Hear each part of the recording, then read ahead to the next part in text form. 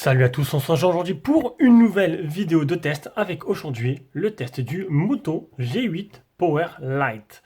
Donc ce Moto G8 a été décliné en pas mal de versions quand même, on en a fait déjà quelques-unes. Donc là moi j'ai le Power Lite et j'ai les 8, je sais plus lequel, G8 normal je crois. Et un autre, d'autres G8 qui sont sortis. Donc c'est un téléphone qui coûte entre 160 € à peu près si vous l'achetez sur des sites comme iGlobal ou l'achetez à l'étranger. Et de France c'est à peu près 190 €. Voilà, donc c'est une fourchette entre 160 et 190 €. Donc c'est du low cost qui vient se confronter de plein fouet à la gamme des Redmi de Xiaomi. Et je peux vous le dire de suite, il s'en sort pas du tout vainqueur.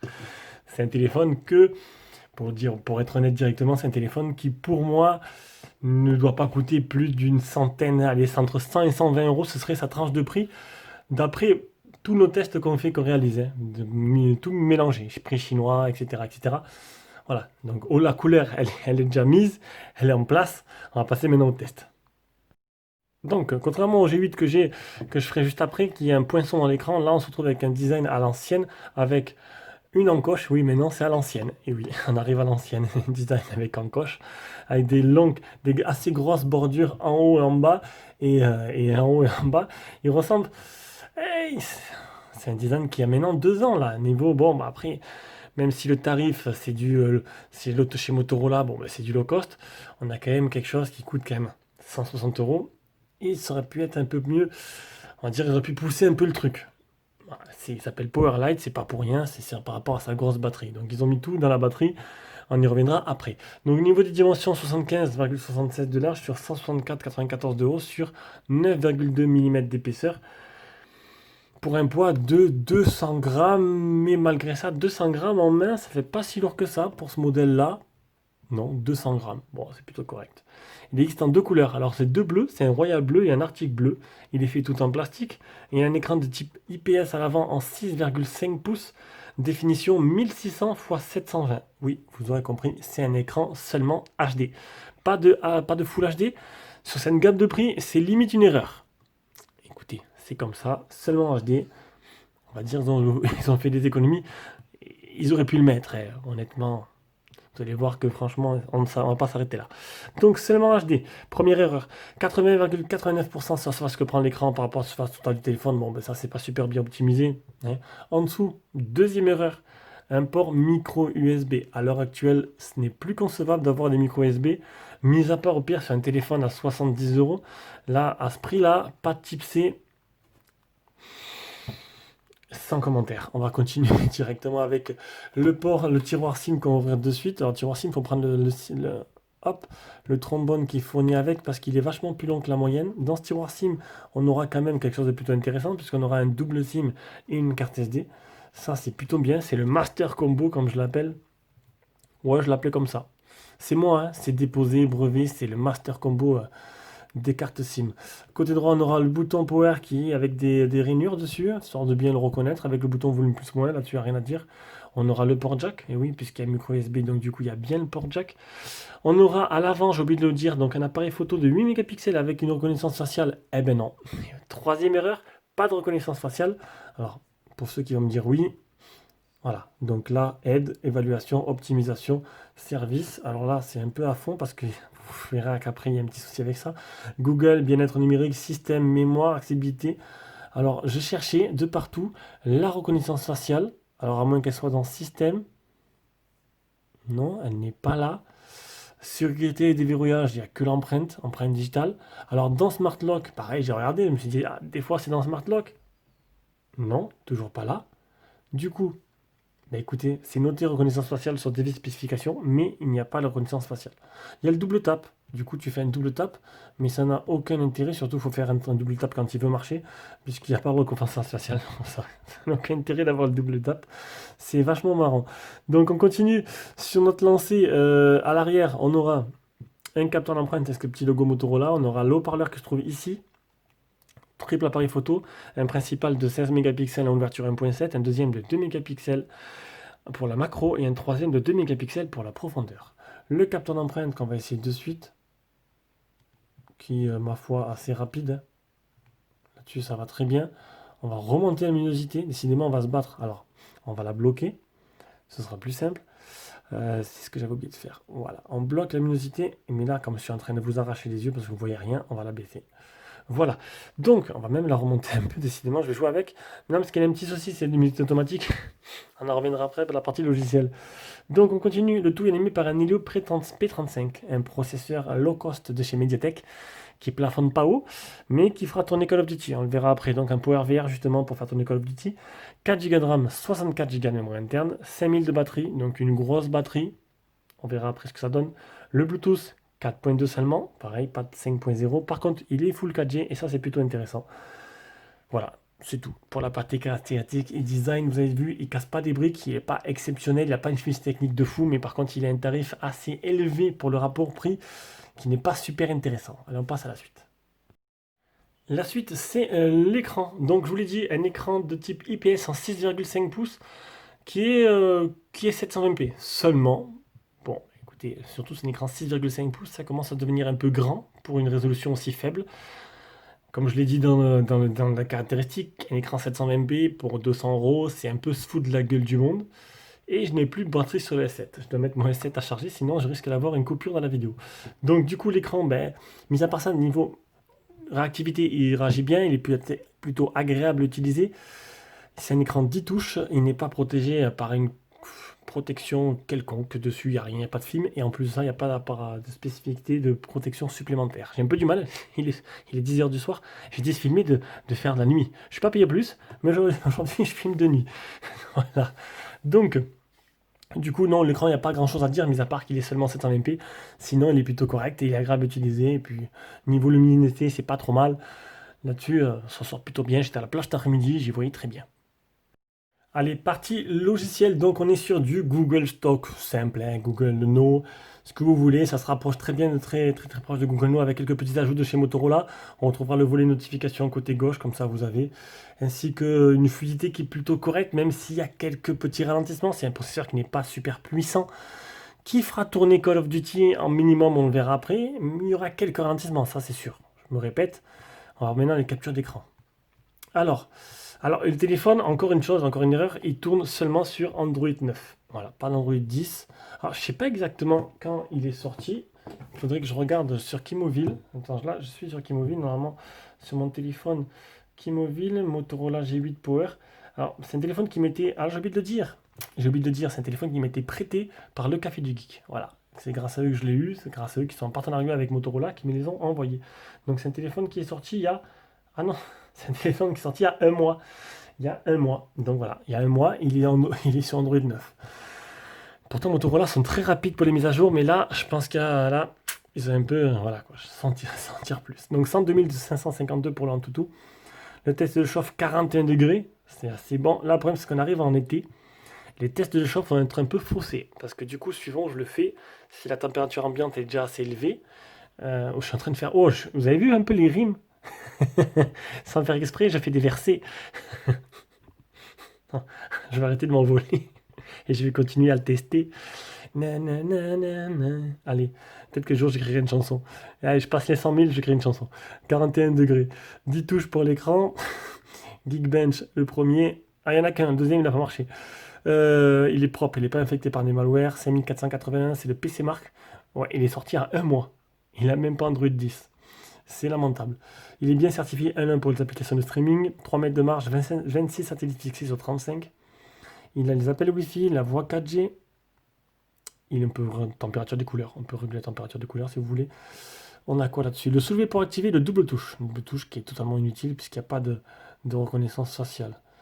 Lecteur d'empreintes pour afficher une notification, saisir pour consulter dans le téléphone, il s'allume quand tu le prends. Lampe express, bloquer la sonnerie, ça c'est les petites options rajoutées par Motorola en plus. Je sais pas si vous voyez très bien, on va mettre comme ça. On arrive à l'autonomie, donc premier jour d'autonomie, j'ai utilisé 55% en 13h30. Alors juste vous regardez ça, c'est tout. Le reste ça correspond pas parce que GSAM ne marche pas sur ce téléphone-là. Avec 3h14 écran allumé, c'est plutôt pas mal. J'ai fait un peu 50 minutes de Messenger, 39 minutes Facebook, etc. C'est pour vous montrer que je l'ai vraiment utilisé. Deuxième jour, j'utilisais 52% en 11 heures. Donc là, 55% en 14 heures, en 13h30, 52 en 11 heures. Et en plus de ça, j'utilisais que 1h43. Donc j'ai plus consommé là aujourd'hui, aujourd'hui, mais je l'ai moins utilisé. Mais j'ai fait 7 minutes de call off. Attention, 7 minutes, c'est une partie, une partie pour voir si comment il tournait. Alors je sais pas, c'est assez chelou niveau autonomie. Mais sinon, c'est un téléphone qui devrait vous faire, du coup, suivant l'utilisation, du coup, parce que là, j'étais à 52%, j'avais pas fini ma journée. Un jour 45, un jour 3 quarts, 2 jours, suivant l'utilisation. Voilà, voilà. Donc là, on va passer directement à Call of. Maintenant que j'ai parti, j'ai pas. Ah oui, j'ai oublié de dire, il y a une LED de notification.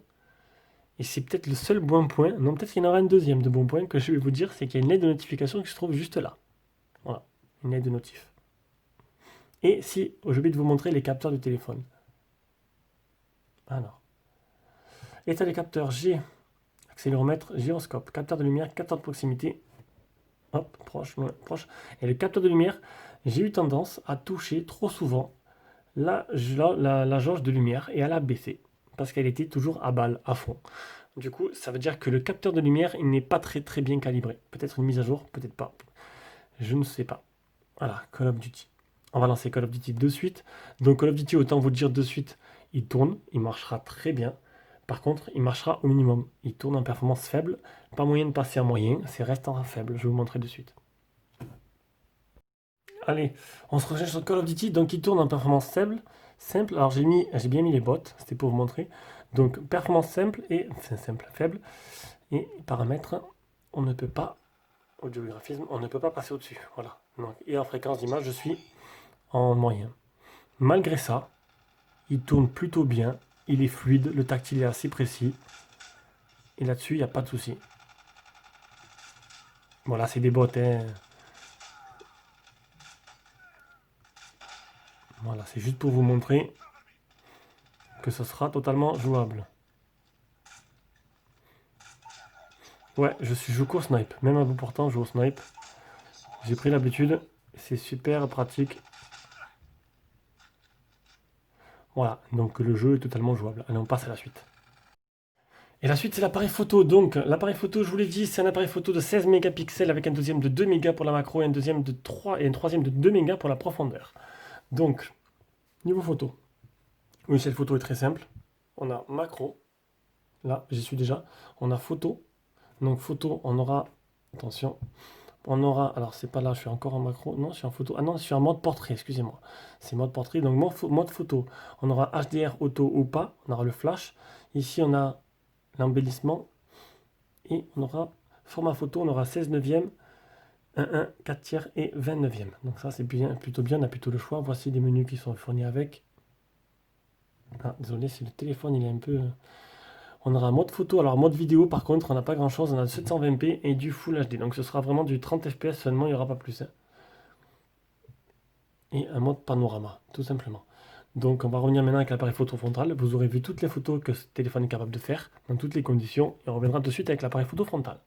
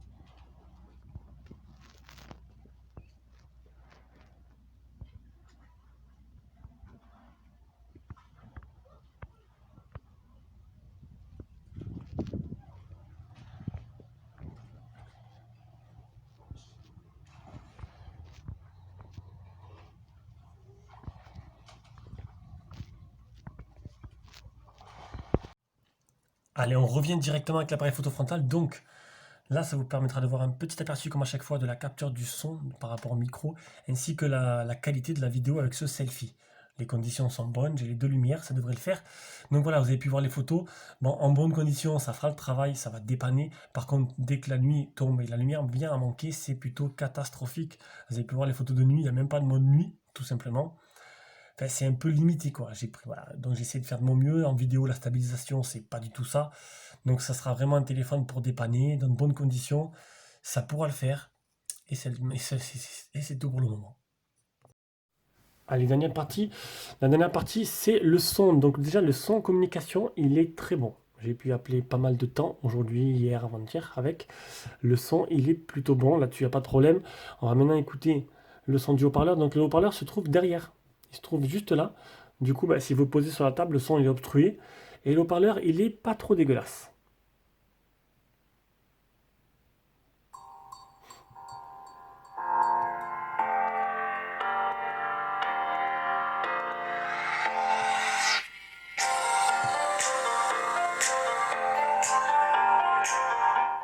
Enfin, pas trop dégueulasse. Ça, ça fera le job. C'est plutôt intéressant. Mais après, bon, c'est sûr que c'est pas non plus une finifi, quoi. Voilà, c'est tout. Donc, on arrive à la dernière partie de test. Ben non, c'était la dernière partie. On arrive à la conclusion. Donc, une conclusion. Que penser de ce téléphone? Je vous l'ai dit, pas mal de loupés. L'écran 720p. Le prix, vraiment trop cher. Le port micro USB. Ce qui est bien, on a la LED, la batterie qui est plutôt pas mal. Niveau photo, c'est bon la journée, c'est pas bon du tout le soir.